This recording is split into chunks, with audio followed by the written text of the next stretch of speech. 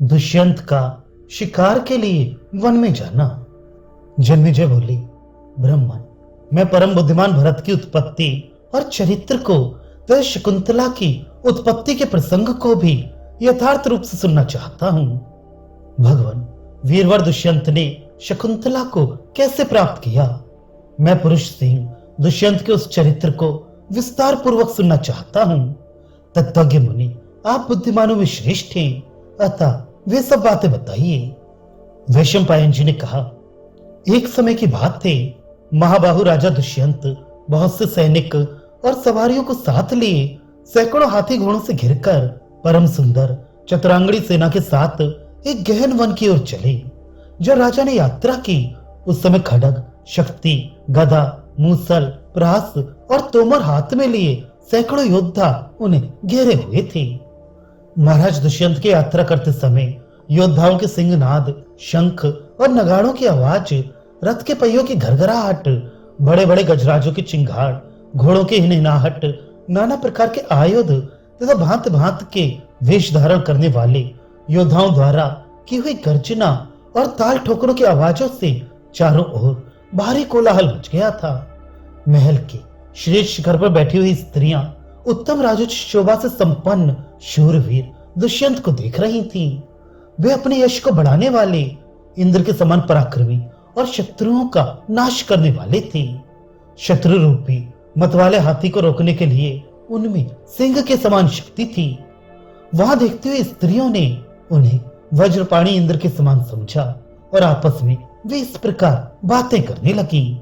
सखियों, देखो तो सही, ये ही वे पुरुष सिंह महाराज दुष्यंत थे, जो संग्राम भूमि में वसुओं के समान पराक्रम दिखाते हैं, जिनके बाहुबल में पड़कर शत्रुओं का अस्तित्व मिट जाता है।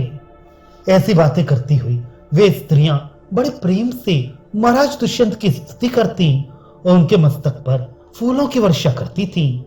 यत्र तत्र खड़े हुए श्रेष्ठ ब्राह्मण सब ओर उनकी स्तुति प्रशंसा करती थी। इस प्रकार महाराज वन में हिंसक पशुओं का शिकार खेलने के लिए बड़ी प्रसन्नता के साथ नगर से बाहर निकले। वे देवराज इंद्र के समान पराक्रमी थे।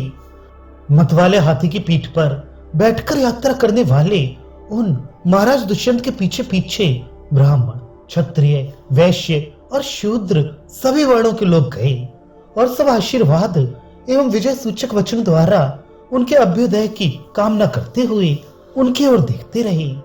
नगर और जनपद के लोग बहुत दूर तक उनके पीछे पीछे गए, फिर महाराज की आज्ञा होने पर लौट आए। उनका रथ गरुड़ के समान वेगशाली था। उसके द्वारा यात्रा करने वाले नरेश ने गड़गड़ाहट की आवाज से पृथ्वी और आकाश को गुजा दिया। जाते जाते बुद्धिमान दुष्यंत ने एक नंदन वन के समान मनोहर वन देखा, जो बेल, आक, खैर, कैथ और धव, बाकली आदि वृक्षों से भरपूर था। पर्वत की चोटी से घिरे हुए बहुत से शिलाखंड वहां इधर उधर पड़े थे। ऊंची नीची भूमि के कारण वह वन बड़ा दुर्गम जान पड़ता था। अनेक योजन तक फैले हुए उस वन में कहीं जल या मनुष्य का पता नहीं चलता था। वह सब और मृग और सिंह आदि भयंकर जंतुओं तथा अन्य वनवासी जीवों से भरा हुआ था। नरश्रेष्ठ राजा दुष्यंत ने सेवक, सैनिक और सवारियों के साथ नाना प्रकार के हिंसक पशुओं का शिकार करते हुए उस वन को रौंद डाला।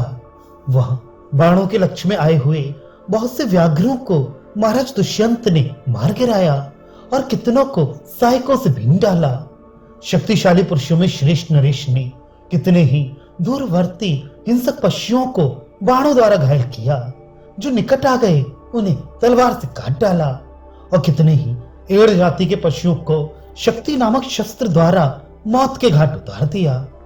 असीम पराक्रम वाले राजा गदा घुमाने की कला में अत्यंत प्रवीण थे, अतः वे तोमर, तलवार, गदा तथा मूसल की मार से स्वेच्छा पूर्वक विचरने वाले जंगली हाथियों का वध करते हुए वहां सब और विचरने लगे। अद्भुत पराक्रमी नरेश और उनके युद्ध प्रेमी सैनिकों ने उस विशाल वन का कोना कोना छान डाला। अतः सिंह और बाघ उस वन को छोड़कर भाग गए। पशुओं के कितने ही झुंड जिनके यूथपति मारे गए थे, व्यग्र होकर भागे जा रही थी और कितने ही यूथ इधर उधर आर्तनाद करती थी। वे प्यास से पीड़ित हो सूखी नदियों में जाकर जब जल नहीं पाती तब निराशा से अत्यंत खिन्न हो दौड़ने के परिश्रम से क्लांत चित्त होने के कारण मूर्छित होकर गिर पड़ती थी। भूख, प्यास और थकावट से चूर चूर हो बहुत से पशु धरती पर गिर पड़े। वहां कितने ही व्याघ्र स्वभाव के निशंस जंगली मनुष्य भूखे होने के कारण कुछ मृगों को कच्चे ही चबा गए। कितने ही वन में विचरने वाले व्याध वह आग जलाकर मांस पकाने की अपनी रीत के अनुसार मांस को कूट कूट कर रांधने और खाने लगे।